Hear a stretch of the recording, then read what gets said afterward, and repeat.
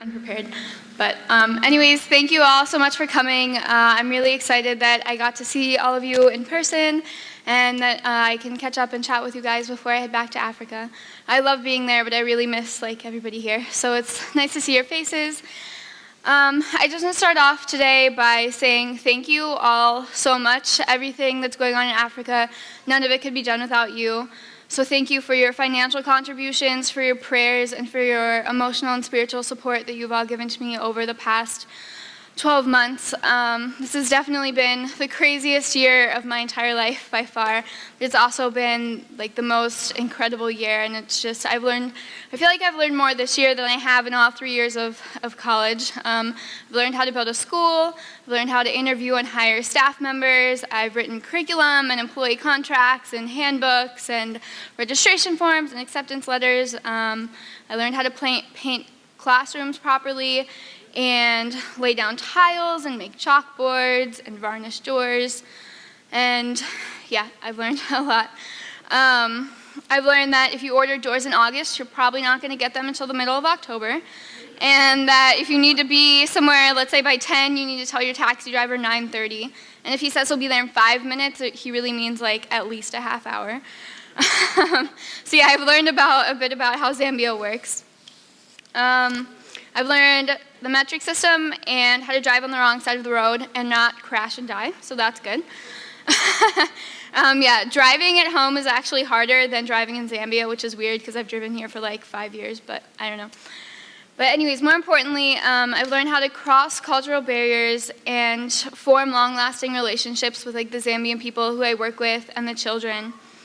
And it's been a bit difficult in the beginning, especially. People didn't really take me seriously when they look at me. They're like, oh, you're just a tourist woman, and they don't really respect women there, so it was even more difficult. And I look like I'm younger than I am, so yeah, that was hard too. And it was very difficult, having to go to the market or just go to different hardware stores or glass shops and try and buy things for the school, because they're like, what are you doing? You don't know what you're talking about. But over the past few months, I've learned how to negotiate, and how when I say I need desks by November 25th, to get desks by November 25th and not January. So yeah, it's been definitely a learning experience, but a good one. I've also learned a lot about just God and His love and His grace and His faithfulness, and how He will take care of you no matter where you are in life, and that's always good, especially when I'm away from my friends and my family. It's good to know that wherever I go, I have God. So in March, I decided to go to Zambia and I was already in Zambia, but I decided to just build the school, and I took everything out of my savings account, which was $3,000, not a lot, and I invested it into the down payment for the foundation of Kwathu Free Haven Community School. I had no idea where the remaining $37,000 was come from. I was told it would cost about $40,000 to build the school, and so I was like, okay, I have $3,000. I don't have the rest, but you know what, God's going to take care of it. I felt like the boy from Matthew with the 5 loaves and the 2 fish. I was like, here, God, I don't have that much, but I know you can multiply it and turn it, and He did. So during the months that followed, money began to pour in from everywhere, and by June, God provided through most of you the $40,000 that was needed to finish the school. But another thing I learned in Zambia is that building a school is really expensive, more expensive than I thought it was going to be, and that along the way I had many unforeseen costs come, and I was under the impression that the plumbing and electrical and all that stuff was included in the $40,000, which it wasn't. So that's why we needed a bit more money. So yeah, this money wasn't able to pay for the plumbing or flooring or electrical work or any of that. So far this year, God has provided, Chris, can you put the next slide up? $68,000, which is completely amazing and incredible. So we started out with my $3,000, and then East Point members contributed about $24,000, and $37,900 came from non-East Point members. And then we had $4,600 that I don't know where it came from, so I was like, it was God.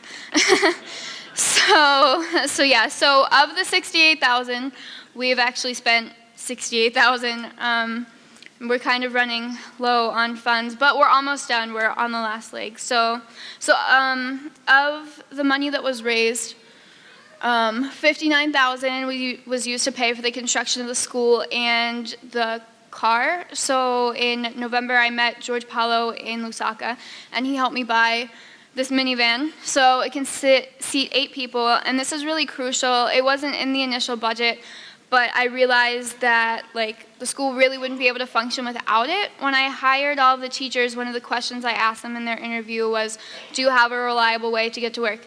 And they all said yes, because they can walk places, but some of the teachers live 8 to 10 miles away from the school, so them walking to work, especially when they have to be there at 6:30 in the morning, it's just not possible. And the prices of gas there have almost doubled, so they can't take taxis. So if I would give them money to take a taxi, by 6 months, I would have given them more money to taxi to work than the car costs. So, the car really paid for itself, and it's made my life so much easier. I've only had it a month, but it's just, now I don't have to wait hours for rides, and I can put stuff in the car and take it to the school, so it's really, really convenient. So the rest of the money was to cover my personal expenses, like my rent, my power and water, when I have power and water, my food, and then just all the taxis I had to take before I got the car. And then $500 was used to cover children's needs. So the first month and a half I lived in Zambia, so from the end of June until the middle of August, I had 3 children living with me, which I didn't anticipate. So they needed money, which people gave me for that. So that was really great. Sorry.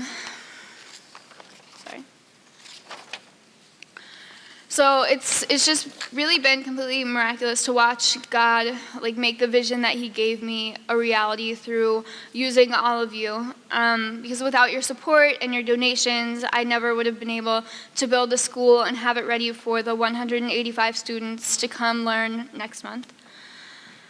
I know that $68,000 is a lot of money, and it's definitely a lot more than the $40,000 we originally thought that we were going to need. And I know some of you may be skeptical as to why the school costs nearly $30,000 more than I thought it would, but if you could go to Zambia and see the school, without a doubt, you would understand why. The school it's so beautiful, and I'm biased because it's my school, but I think it's more beautiful than all the others. I don't know, I just really like it. And it's colorful and fun, and the children love it, and it's just, I love seeing their faces when I show them their classrooms. They get so excited, and it's just the best thing to watch.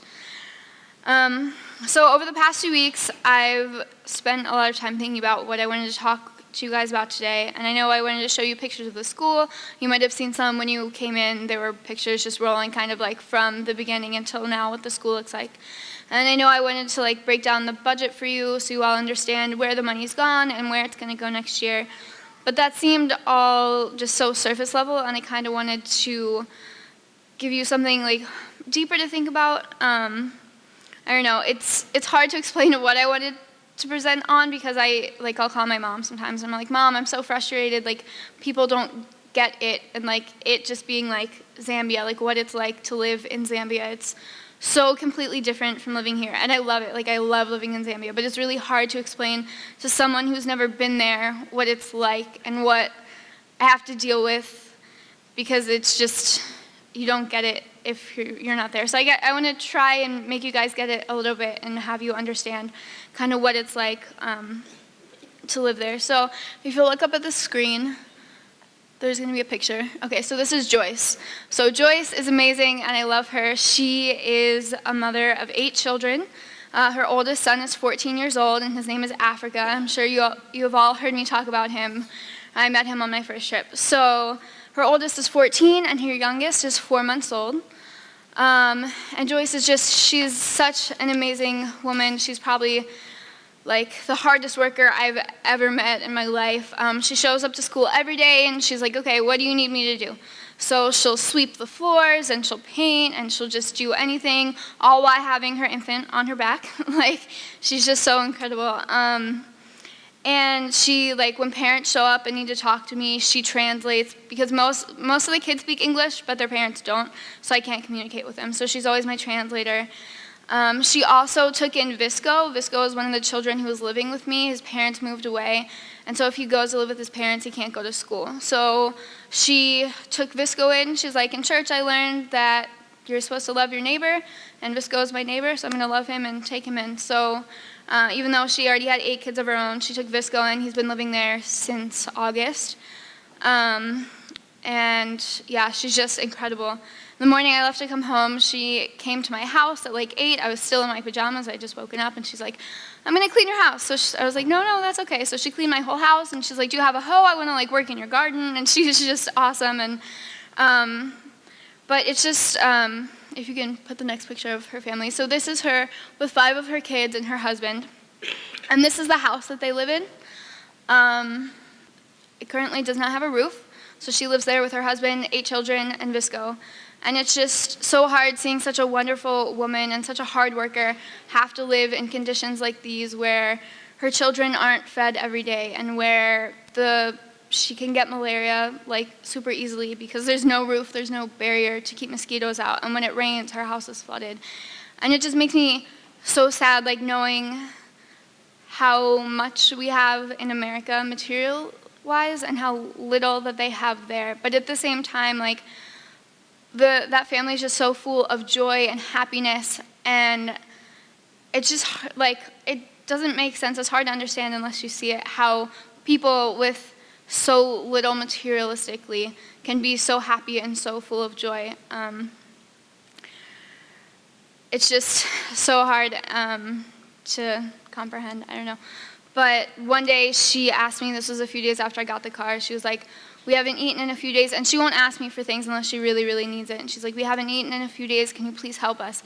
And I only had 12 kwacha, which is the equivalent of $1.20, and like I couldn't get any more money because Tommy was in India, and I couldn't get a hold of Mike, and my Wi-Fi wasn't working, and it was just, yeah. And so to have to look her in the face, someone who you love and care about, someone who has 9 hungry children at home, and tell her, no, I can't help you, like that just breaks my heart. And like the rest of the day, I couldn't even do any work because I was just so broken that like, why can't I help her? Like, it was just so hard. And people will come knock on my door.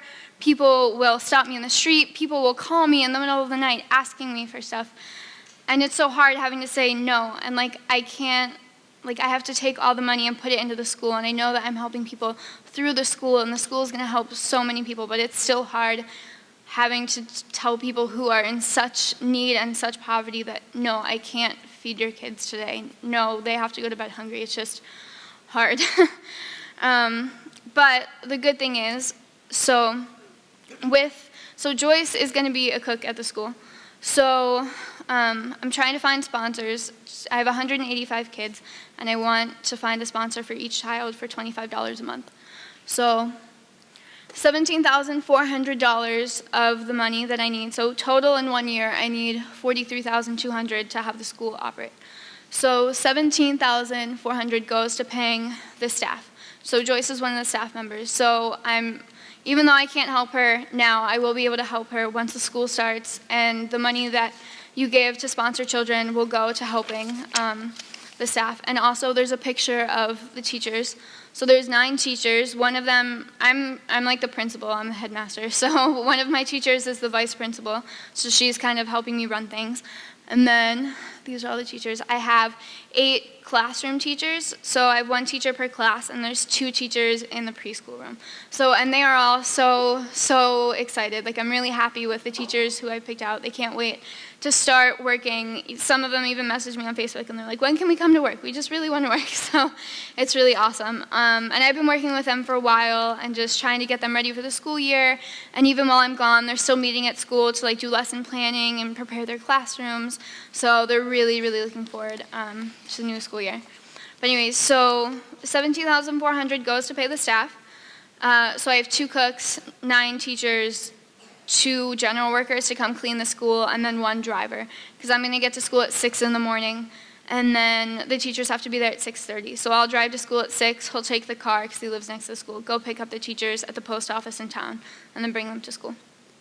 So we need about $2,000 for the uniforms for the children. We're going to get them all Kwathu t-shirts, like Alan Pedrick has one on, but yeah, they're going to look like that.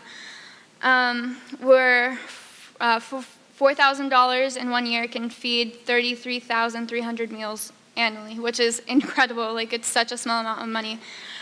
So we're going to feed the children breakfast every day, and then the children's home is going to provide them with lunch every day. So they're going to get 2 meals a day at least for 5 days a week, which is incredible because most of them only have 1 meal a day, if that.